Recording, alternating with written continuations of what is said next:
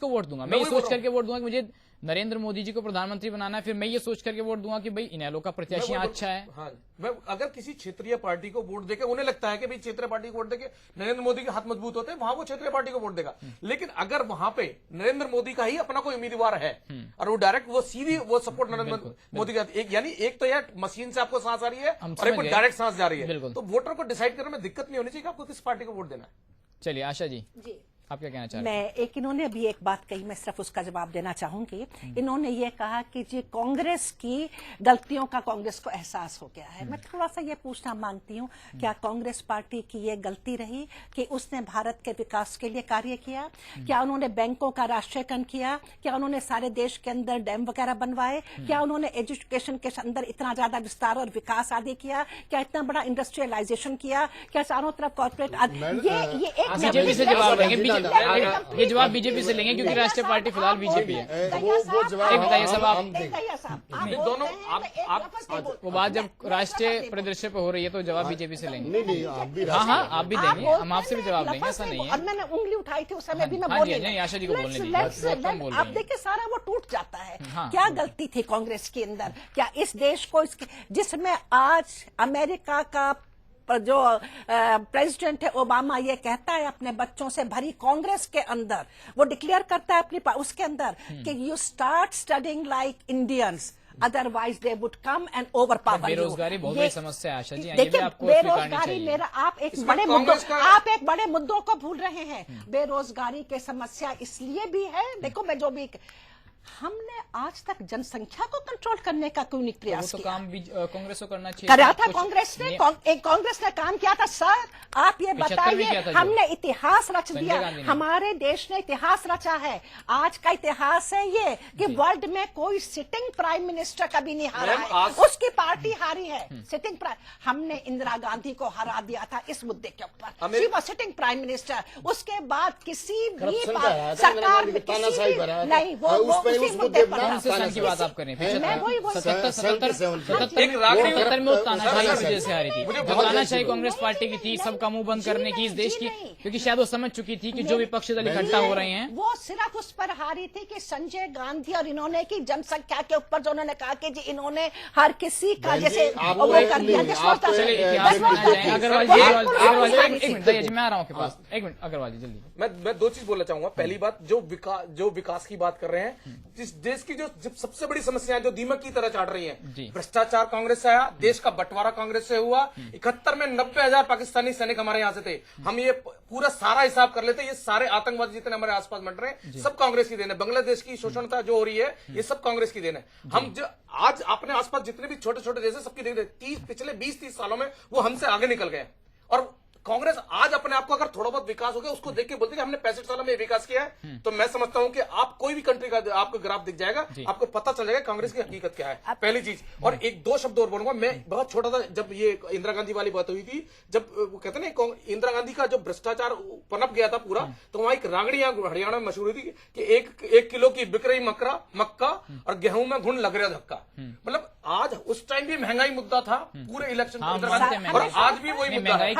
हालात वही है जो 1971 में थे और जो आज हालात है। तो मतलब कांग्रेस ने 79 में सरकार इसलिए नहीं थी।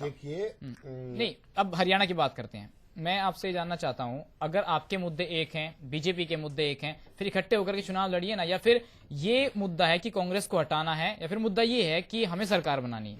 ऐसा है, मुद्दे आपके एक पहले तो राष्ट्रीय मुद्दा है कि कांग्रेस को हटाना है और एक जनता के हित में राष्ट्रभक्त को देश का प्रधानमंत्री बनाना है। और आज तक के इतिहास में कभी भी जब भी कांग्रेस से हटकर कोई प्रधानमंत्री बना, कोई सरकार बनी, तो इंडियन नेशनल लोकदल के बगैर नहीं बनी। आप पिछले डेटाज मंगा लीजिए, नेट पर सर्च मार लीजिए।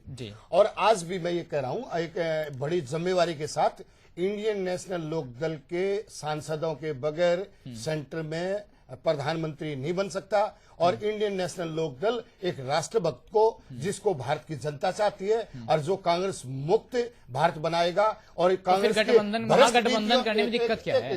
कांग्रेस की वो हाईकमांड, वो कांग्रेस की भ्रष्ट नीतियों को से जनता को छुटकारा दिलाएगा, उस व्यक्ति को जो देश के को सम्मान बचाने। आप अपनी बात कीजिए ना, कांग्रेस ने जो किया वो किया। आप ये बताइए कि भाई इनेलो है तो अभी हाँ मैं बता रहा हूँ। अभी बहन जी ने एक बात कही कि कांग्रेस ने ये किया। कांग्रेस ने बहुत बढ़िया कई बात करी। उन्होंने 2G स्पेक्ट्रम किया, हमने वो बता दिया आशा जी अग्रवाल, वो बात हम बता चुके हैं आशा जी को। मैंने बता दिया था उनको, वो मैंने बता दिया था कि 2G हुआ है, महंगाई हुई है, वो बात आशा जी मान गई है। दया जी वो बात मान गई है, वो मान गई है। राज्य में जितने भी अच्छे काम हुए थे उन सारे कामों पर रोक लिया। अटल बिहारी वाजपेयी ने इतनी बड़ी बड़ी योजनाएं लॉन्च की।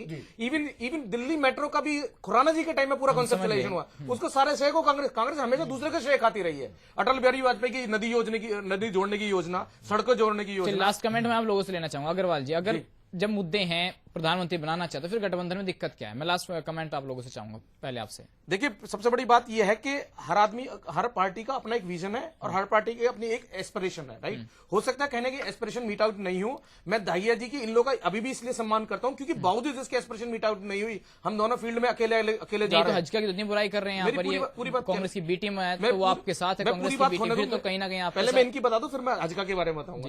तो मैं क्या कहना चाह रहा हूं कि अपने एस्पिरेशन कहीं ना कहीं कोई ना कोई डिफरेंस रहे, तभी दोनों फील्ड में अकेले जा रहे हैं। और ये इनका ये प्रयास सराहनीय है कि बावजूद इसके they can visualise what is happening in the country. आज देश में क्या होने वाला है, देश में किसकी सरकार बनने वाली है, कौन देश समर्थक है, कौन एक देश को सही दिशा देने वाला है, आज के मुद्दों से कौन निजात देने वाला है। इस मुद्दों पर आज भी इन लोग ये कह रही है कि हम देशभक्त को समर्थन देंगे, पहली चीज। दूसरी चीज, आप हज का वाली बात आपने पूछी। हज का पहले से ही बीजेपी के साथ जुड़ने की कोशिश की उन्होंने, और उन्होंने अपना विजन और अपनी बात रखी है, और उन्होंने कहीं ना कहीं अपनी बात अपने राजनाथ जी या अपने पार्टी के जितने भी पार्लियामेंट्री बोर्ड का एक्सेप्ट करा लिया, इसलिए वो साथ। अच्छा जी, क्या देश में अंधाधुंध शासन चल रहा है? जो तमाम विपक्षी दल इकट्ठा हो गए हैं आपके विपक्ष में, इकट्ठा होने का तो मैंने अभी पहले भी बताया था कि ये इतने भयभीत है कांग्रेस की ताकत, कांग्रेस की विजन, कांग्रेस की प्रगति से कि सब इकट्ठे हो रहे कि किसी तरह से इसको हटा दो। मैं ये कहती हूँ, इनका नारा है कांग्रेस मुक्त भारत, हमारा कांग्रेस का नारा है विकासशील भारत। आपका क्या नारा है इनेलो का? ओम प्रकाश चौटाला? नहीं, ओम प्रकाश चौटाला जी तो है ही। हमारा नारा है देशभक्त और राष्ट्रभक्त को सत्ता पर मेरा नारा है, और कांग्रेस मुक्त भारत बनाना।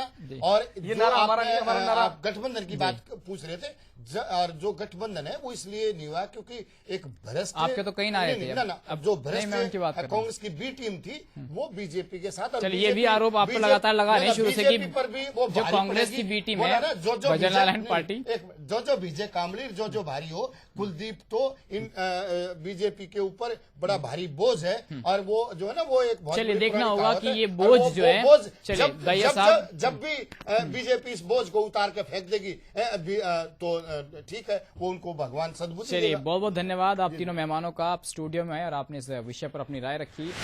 तो सवाल अब इस बात को लेकर है, हालांकि दैया साहब तो कह रहे हैं कि एक बोझ है हज का, तो वाकई में क्या बोझ बनेगी हज का बीजेपी के ऊपर? और ये भी देखना होगा कि इनेलो जो बात कर रही है लोकसभा चुनाव की 10 सीटों पर जीत का दावा, क्या उसमें सफल हो पाएगी? आज बस इतना ही, बाकी खबरों के लिए आप बने रहिए विटनेस न्यूज के साथ। नमस्कार।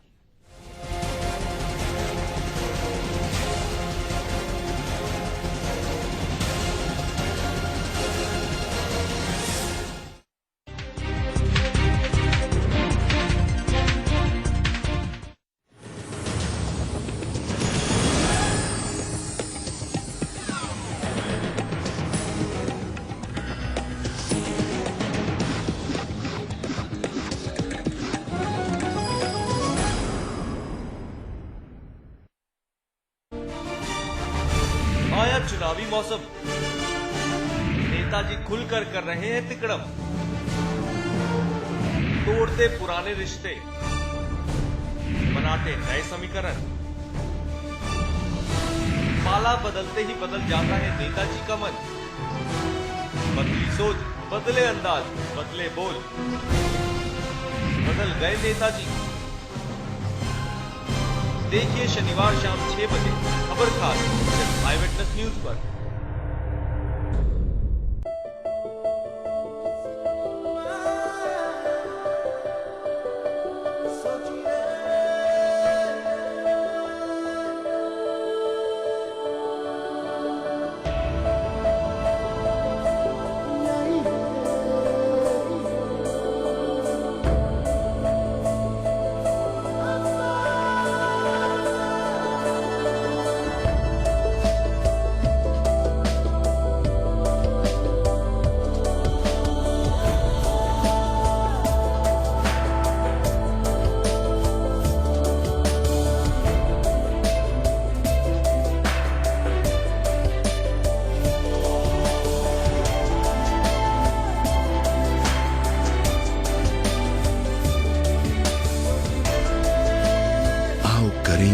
दुनिया को रोशन। सुकैम, एक नई सोच। आई विटनेस की एंटायर टीम की मेरी तरफ से बहुत बहुत शुभकामनाएं।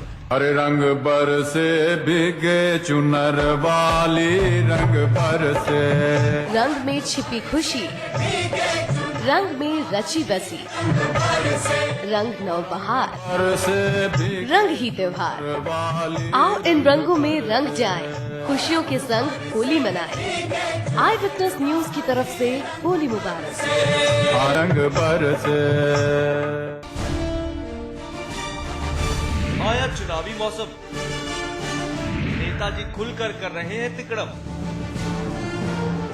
तोड़ते पुराने रिश्ते, बनाते नए समीकरण। माला बदलते ही बदल जाता है नेताजी का मन। बदली सोच, बदले अंदाज, बदले बोल, बदल गए नेताजी।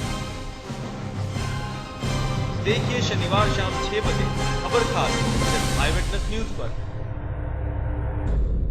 सुनो सुनो मेरी आवाज, सुनो सुनो नया ये साज। मुझसे चले ये जहान, मुझसे है तेरी ये शान। मुझसे मिले भक्ति, मैं ही हूँ तेरी शक्ति।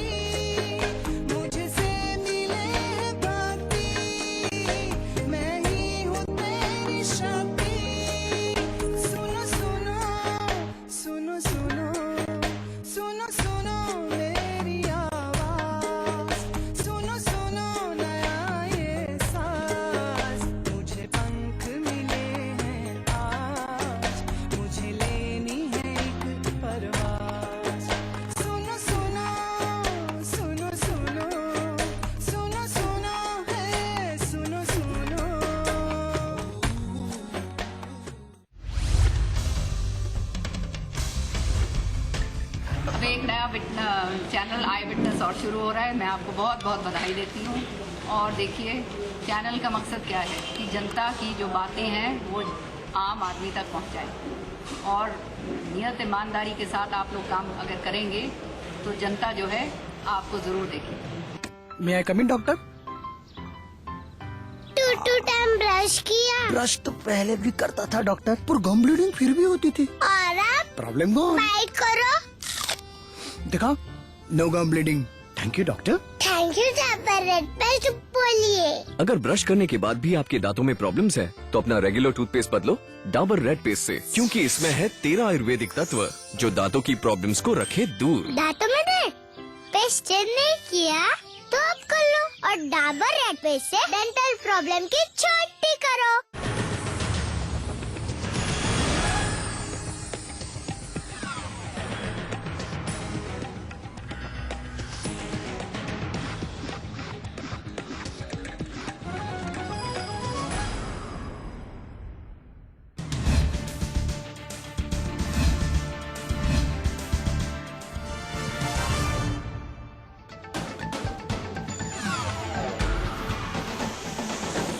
लोकसभा चुनाव के लिए कल से भरा जाएगा पर्चा। उम्मीदवारों में छाई बेचैनी। 22 मार्च तक होंगे नामांकन, 26 तक होगी वापसी। इनेलो ने जारी